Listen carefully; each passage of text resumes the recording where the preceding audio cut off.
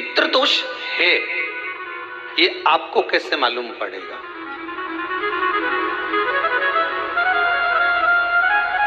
पितृ भूखे हैं इसका तो वर्णन हमने पहले कर दिया कि रात्रि को जब आप सोने के बाद में 1-1.5 घंटे बाद अगर आपकी नींद खुल जाए, 1 घंटा 1.5 घंटा आप सो लिए, उसके बाद जो नींद खुली तो 1-1.5 घंटे तक अगर आपको नींद नहीं आ रही है, रात्रि को सोने के बाद में 1 घंटे बाद जब उठे तो आपको प्यास लग गई,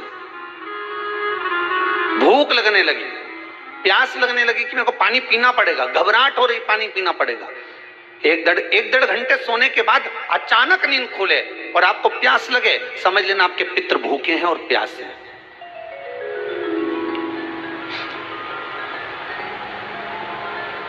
वो भूखे और प्यासे हैं, उनको जल की जरूरत है।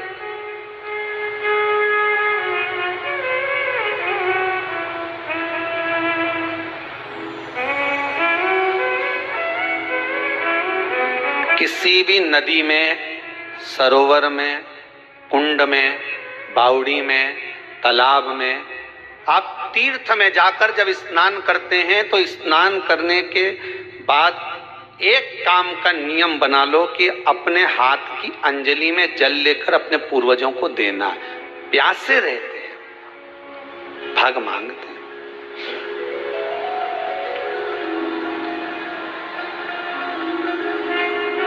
भाग प्राप्त करना। 3 वृक्ष पितरों के तुल्य हैं। नैमिषारण्य की कथा में भी कहा था 3 वृक्ष पितरों के तुल्य हैं। पहला पीपल, दूसरा बट वृक्ष, तीसरा बेलपत्र का वृक्ष। ये पितरों के तुल्य हैं। अगर आपको रात्रि में नींद नहीं आ रही है, ऐसा लगता है कि रात्रि को 1 घंटा 1.5 घंटा सोने के बाद कुछ गलत गलत विचार आने लगते हैं, नींद सुबह 3 बजे तक 4 बजे तक नहीं आती, 4 बजे के बाद फिर नींद आती है, तो एक प्रैक्टिकल जरूर कर कर देखना। एक प्रैक्टिकल करने में क्या जाता है, प्रयास करने में क्या कुछ जाता है क्या? प्रैक्टिकल कर कर देखना कि कहीं सियोर वाला महाराज झूठ तो नहीं बोल रहा, तो प्रैक्टिकल करने में कुछ नहीं जाए। 1 लोटा पानी लो, उसमें थोड़ा सा कच्चा दूध डाल लीजिए, श्राद्ध पक्ष चल रहा है, बेलपत्री का पेड़ या पीपल का पेड़ या बट का पेड़, इन पेड़ के नीचे ले जाकर उस दूध को दोपहर में सुबह 10 बजे से लेकर 12 बजे के बीच में ले जाकर चढ़ा दीजिए। रात्रि को फिर ना आपको प्यास लगेगी ना भूख लगेगी, नींद एक बार लगी तो सुबह ही खुलेगी। प्रैक्टिकल करने में क्या जाता है? पानी डालने में तुम्हारा कुछ जाएगा? अरे बोलो तो सरी, हमें तो 10 रुपया का दूध जरूर उसमें, और तुम इतनी चतुर हो, इतना सारा दूध थोड़ी डालोगी, तो 2 चम्मच डालोगे। कहाँ तुम इतना डालने वाली हो?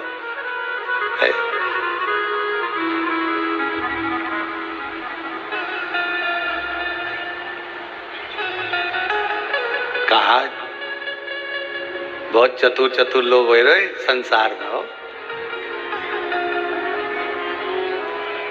भले पूजन पाठ नहीं करे, पर कहीं का एकदम मिलने आ जाए ना, क्या अम्मा जी है क्या पाठ कर रही है, फिर वो भी बैठ गई तुरंत, अभी तो सोई थी।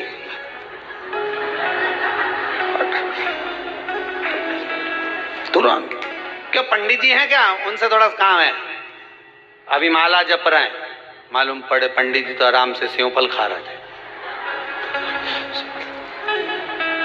अब प्लेट सोफा के नीचे घुसे तुरंत।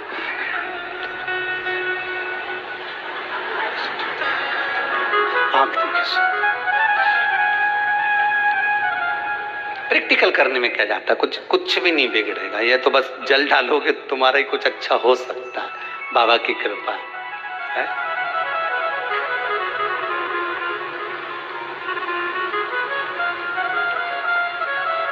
3 वृक्ष पितरों के तुल्य हैं। पहला जम के बोलिए पीपल, दूसरा बट वृक्ष, तीसरा बेलपत्री का वृक्ष। 3 पीपल के वृक्ष में 52,000 ब्राह्मण एक साथ निवास करते हैं, इसलिए पितृतुल्य। बट वृक्ष ब्रह्मा जी के मस्तक से बना, इसलिए पितृतुल्य है।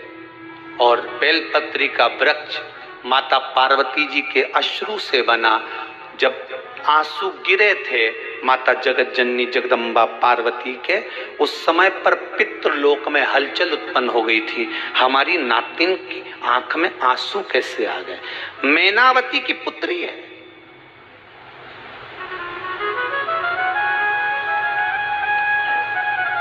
पितरों की नातिन, इसकी अश्रु कैसे गिर गए? पार्वती जी ने कहा ये आंसू नहीं, मेरा पुण्य भाग प्रकट करती हूं बेलपत्री के रूप में। तो पितरों ने वर दिया था कि ये बेलपत्री का वृक्ष हमारा आशीर्वाद है, इसके नीचे अगर कोई दीप लगाता है, शिव को स्पर्श कर चढ़ाता है, उसके पितरों की शांति होगी। हम स्वयं उसको आशीर्वाद देने के लिए पधारे हैं। बेलपत्र का वृक्ष पितृतुल्य।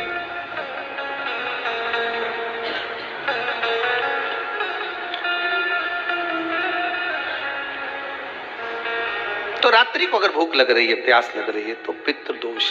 दूसरा पितृदोष का लक्षण बताया, घर में कोई शुभ कार्य ना हो, वंश की वृद्धि ना हो। 1 रुपये कमाओ, 1.25 रुपये खर्च हो रहे हैं, पैसा 10 जगह से कमाई आ रही है पर घर में टिक नहीं पा रही है, आया गया, पितृदोष।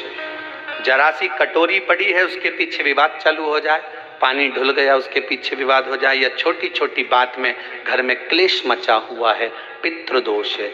समझ लो हमारे पूर्वज हमसे खुश नहीं, प्रसन्न नहीं।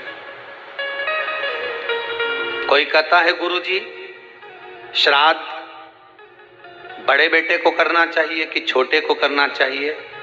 शिव महापुराण की कथा कहती है, अगर जायदाद का पूरा हिस्सा बड़े ने लिया हो और तुमने अपनी माता का दूध ना पिया हो तो एक ही को कर लेने दो। अगर माता का दूध पिया है और अगर एक अंगूठी भी ली है, जरा सा एक कपड़ा भी अगर सास का लिया है, तो श्राद्ध तो तुझे करना ही पड़ेगा, करना ही पड़ेगा। तूने मेरा दूध पिया है तो बिल्कुल जम के तो बोलो। अगर तुमने उनका कुछ खाया है तो अब एक काम और हो सकता है, गुरुजी वो श्राद्ध अगर हम नहीं करें और बड़े भैया करें और हम उन्हीं के यहाँ चले जाएं तो चले जाए, मना कौन कर रहा है? पूड़ी का तेल तू ले जा, खीर का दूध 2 थैली तू खरीद के ले जा। जितना वहां वो सेवा करे उतनी सेवा तुम करो। गलत है क्या? जायदाद का भी तो हिस्सा किया था। सुई की नोक के बराबर नहीं धुआं नहीं, ईंट इधर खसकी है तो हमारी इधर खसका दीजिए। हमारी बसियत में इतना लिखा है तो फिर बसियत में ये भी लिख के जाना चाहिए था। मैं तो क्यों सबके, तुम डरो मत ही रहे एक भी।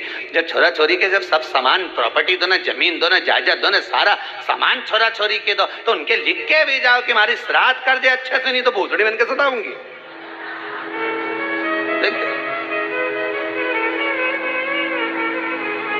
श्राद्ध करो। कितना दिया तुमको? बोलो ईमानदारी से बोलना, कितना दिया? ढेरों। और एक बात बहुत अच्छे से कहूंगा, आप लोगों के जीवन में उतरे। अगर मायके में भाई, मायके में भाभी, मायके के लोग अगर आपके माँ बाप का श्राद्ध नहीं करते हैं तो बेटी भी अपने माता पिता का श्राद्ध कर सकती है। उसने भी दूध पिया है अपने माता पिता का, पर वो श्राद्ध का भोजन कौन कराएगा? बेटी का पुत्र हो, बेटी की पुत्री हो, वो कराए। और नाम वो नाना नानी का ले ले, करे। अगर वो नहीं कर रहे हैं, वो नहीं संभालते, वो नहीं जानते, तो आप करो तो करे। 2 भाग होते हैं। जब एक रोटी गाय के मुख में दी जाती है गाय के मुख में जब हम रोटी देते हैं, एक रोटी जब देते हैं, या तो गाय के मुख में 16 श्राद्ध में जब रोटी देते हैं तो रोटी को बीच में से तोड़कर, रोटी का जो भाग होता है उसको, मतलब ऊपर से फुलका का परत नहीं निकालना है, रोटी जो सीधी सीधी है ना, जैसे ये रोटी है तो इसको बीच में से तोड़ लिया, 2 भाग विभाजित कर लिया, नीचे वाले भाग में भी थोड़ा सा गुड़ शक्कर रख लिया, ऊपर वाले भाग में भी गुड़ शक्कर रख लिया, एक के ऊपर एक रोटी को रख लिया, वो गाय को दी। तो अपन श्राद्ध पक्ष में 2 पूड़ी का प्रमाण है कि गाय को 2 रोटी दी जाती है, कुत्ता को 2 रोटी दी जाती है। 2 पूड़ी रख के देते हो, देते आप लोग तो देते होगे, 2 पूड़ी के ऊपर पूड़ी रखकर, थोड़ा सा मीठा रखकर, नमकीन रखकर, कुत्ते को भी देते, 2 पूड़ी तोड़कर कागा को भी देते। 2 पूड़ी का प्रमाण कहां से आया? 2 भाग रोटी के टुकड़े का प्रमाण कहां से आया? श्राद्ध पक्ष में ही ऐसा क्यों किया जाता है? बाकी के समय पर तो कोई ऐसा 2 पूड़ी का प्रमाण ही नहीं, पर श्राद्ध पक्ष में ये क्यों कहा जाता है कि पूड़ी के ऊपर पूड़ी रख दे, उसमें मीठा रख दे, खीर शक्कर रख दे, गाय को दिया, कुत्ते को दिया, कागा को दिया, ऐसे क्यों कहा जाता है? उसका कारण क्या होता है? उसका केवल एक कारण है, जो नारी ने भोजन का निर्माण करा है, जो घर की बहू भोजन बनाई है, जो घर की बेटी ने भोजन बनाया है, घर की माता ने भोजन बनाया है। महाराज, पिता पुरुष एक कुल को तारता है, बेटी 2 कुल को तारती है। जब श्राद्ध पक्ष में 2 भाग रोटी के कर गाय को देती है तो 1 भाग तो उसके ससुराल वालों को मिलता है।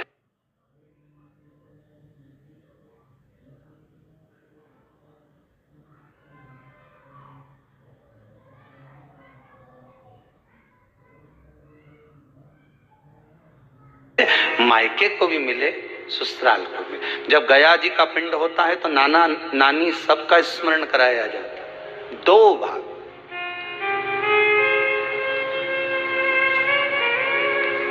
पुण्यता प्राप्त।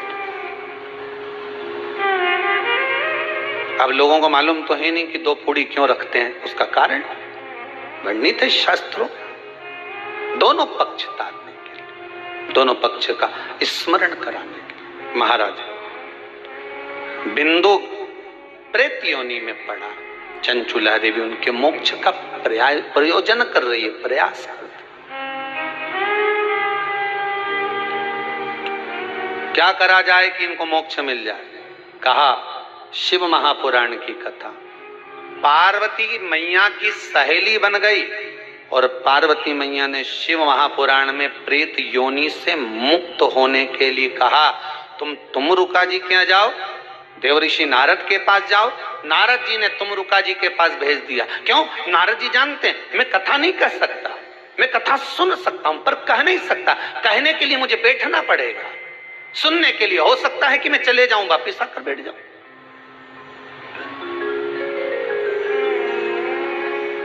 तुमरुका जी से कहा कथा कह दोगे? हाँ, कहने में क्या दिक्कत है, मेरे पति को प्रेत योनि से मुक्त करना है। तुमरुका जी बोलते हैं केवल तुम्हारा पति प्रेत योनि से मुक्त नहीं होगा। तुमरुका जी ने शिव महापुराण में कहा, सुनो चंचुला देवी, केवल एक व्यक्ति शिव पुराण से नहीं तरता, इस बिंदुक जैसे ना जाने कितने प्रेत इस वायुमंडल में घूम रहे होंगे, ना जाने कितने पितर, ना जाने कितने आहूत, ना जाने कितने वासुक इस वायुमंडल में घूम रहे होंगे। तुम्हारा पति तुमको दिखा नहीं, तुम्हारा बिंदुक तुम्हें कभी नजर आया नहीं, फिर कारण क्या था? बस मन में शांति नहीं है, घर में सारा सुख है पर हृदय में शांति नहीं, समझ लो पितृदोष है। क्या करा जाए फिर? क्या करोगे? महाराज, हृदय शांति, हृदय शांति। केवल एक अकेला बिंदुक शिव महापुराण की कथा सुनकर नहीं तरेगा। तुमरुका जी कहते हैं जिस समय पर मैं शिव महापुराण की कथा कहूंगा, सुनो चंचुला देवी, इस संसार के इस भूमंडल पर मृत्यु लोक में जितने भी जीव इस संसार सागर में भटक रहे होंगे, शिव महापुराण की कथा सुनकर वो भी तर जाएंगे। ये अकेली बिंदु को तारने वाली नहीं है, इस मृत्यु लोक में जो विराजमान, आज भी नियम है महाराज, श्राद्ध का भोजन टेबल पर नहीं कराया जाता। श्राद्ध का भोजन ब्राह्मण को कुर्सी पर बिठाकर नहीं कराया जाता। श्राद्ध का भोजन किसी जाता। श्राद्ध का भोजन आज भी प्रमाण है कि ब्राह्मण के लिए भूमि पर आसन लगना चाहिए और जमीन पर बैठकर कराना चाहिए। तब क्यों? क्योंकि इस भूमि पर बैठकर जब भोजन कराएंगे, इसी भूमि से ना जाने कितने पितृ गए, कितने तर्पण हुए, कितनी तिलांजलि हुई। इसी भूमि से, इस रज से, इस कण से ना जाने कितने जीव चल गए। अब लकड़ी पर या टेबल पर या कुर्सी पर बैठकर ब्राह्मण को भोजन कराने का प्रमाण नहीं है। अब आपका फैशन ज्यादा हो गया तो बात दूसरी है। पंडित जी ऊपर बैठ के खा लोगे क्या? पंडित जी तो बोल देंगे अच्छा है, खिला दो।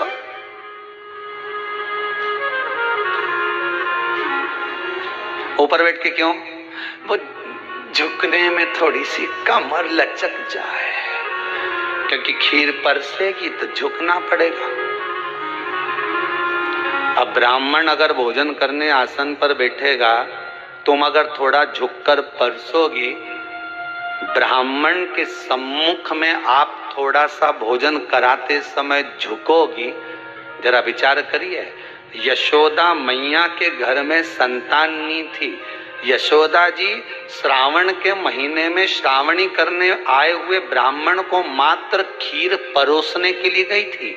52 साल की उम्र थी, संतान का सुख नहीं दिख रहा था, खीर परोसने के लिए गई।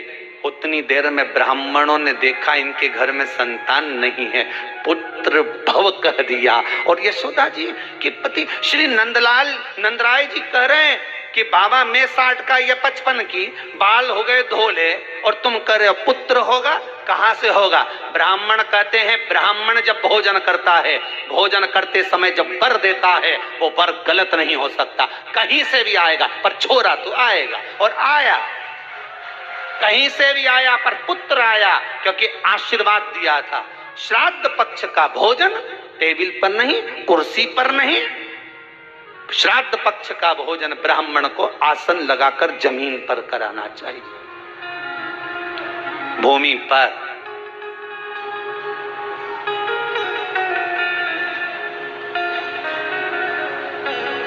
अब आजकल के ब्राह्मण भी थोड़े नीचे,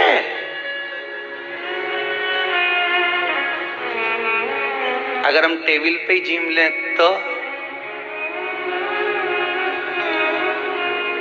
जिम लो। अब क्या बोले भी तो क्या बोले, तुम ही बताओ।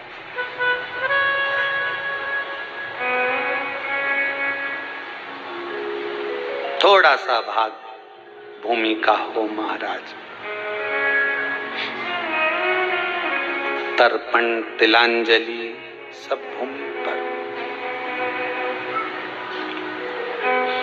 हम तो जो जजमान हवन करने के लिए भी जो जजमान लोग नाम लिखाए हैं पितरों के लिए, तो हम उनको भी कहते हैं कि कुर्सी पर बैठकर आहुति छोड़ने से अच्छा है आप बैठो मनानी पर, पहले सबसे पहले भूमि पर 10 मिनट बैठो, पर बैठकर आहुति छोड़ो। उसके बाद भले आप स्टूल लगाओ, कुर्सी लगाओ, आपकी मर्जी, पर 10 मिनट 5 मिनट तो आप भूमि पर बैठो उन जीवों के लिए, उन जीवों